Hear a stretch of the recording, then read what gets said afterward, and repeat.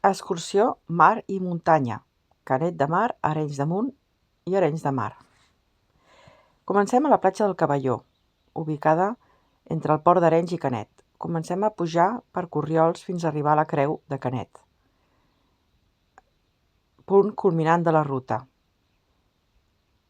Després, per pistes i corriols, baixem fins a Arenys de Munt, passant per la Font d'en Trici i diferents corriols envoltats de boscos mediterranis, cirerers florits, parada a la Font d'en Trici per carregar d'aigua fresca a les cantimplores.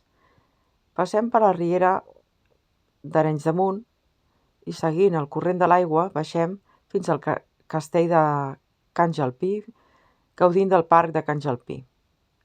Pel rial de Vallfiguera i el rial del Bereu arribarem al port d'Arenys.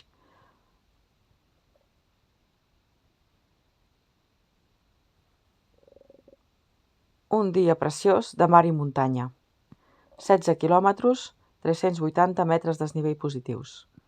Molt recomanable per a tothom i per tots els nivells. Ruta d'unes 4 horetes. Gaudiu-ne!